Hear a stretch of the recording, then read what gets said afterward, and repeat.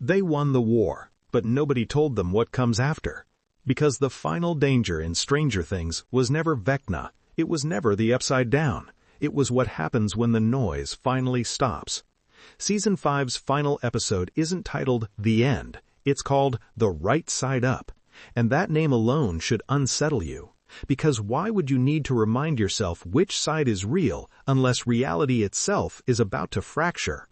Hidden inside production details, leaked crew listings, and quiet filming locations is a roadmap to how Stranger Things truly ends.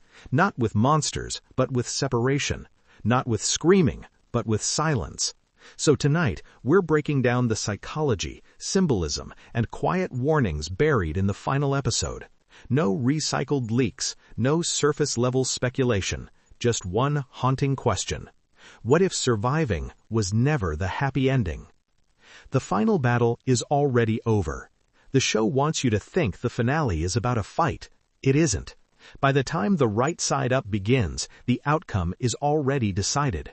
Vecna represents trauma that refuses to be processed. The Upside Down is a world frozen at the moment of pain. And Season 5 isn't about defeating that trauma, it's about choosing what to do after it loses its grip. Here's the uncomfortable truth. Hawkins doesn't need saving, the characters do. This is why the episode structure matters. The final chapter reportedly includes an extended epilogue, nearly 40 minutes long. That alone tells us something is being lingered on. Not explosions, not monsters, goodbyes. Micro-suspense loop. If the threat is gone, why does it still feel like something is being taken away? Cracked streets in Hawkins, healing that leaves scars. Quiet hallways, safety without purpose. Daylight replacing storms, clarity that exposes emotional damage. Why the epilogue matters more than the war. Most shows end when the villain falls. Stranger Things refuses to. The epilogue stretches across time, 1989 to 1990. Graduations, new lives, closed chapters. That timeline matters.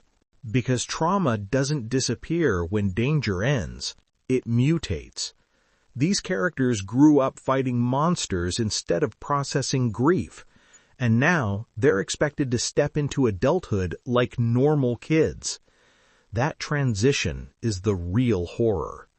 Mike isn't just losing 11, he's losing the version of himself that knew how to save her. Dustin isn't mourning Eddie anymore, he's mourning the fact that the world moved on. Lucas survived the impossible and now has to survive ordinary life. What happens when the thing that gave your life meaning is gone? Graduation caps, celebration masking loss. Empty lockers, identities left behind. Old walkie-talkies, voices that once mattered. The intimacy detail everyone missed. An intimacy coordinator is listed for the final episode.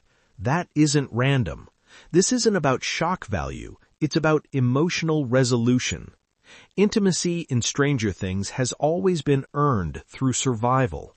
Joyce and Hopper didn't bond through romance, they bonded through shared trauma. A quiet human moment between them doesn't distract from the story, it completes it. Because Hopper's entire arc is about relearning how to live without punishment, and Joyce's is about choosing joy without guilt. Can people who survived hell ever allow themselves peace? Warm interior lighting, safety after chaos, unarmed closeness, trust without threat, silence instead of music, authenticity. Iceland and the geography of escape. Iceland isn't Hawkins, and that's the point. Wide landscapes, waterfalls, open skies, a place untouched by the Upside Down. This isn't a battlefield, it's an exile. Eleven's story has always been about being hunted. Even when she wins, she's never free. So what if her ending isn't death, but disappearance? Not running, not hiding, choosing anonymity. A world where she isn't a weapon.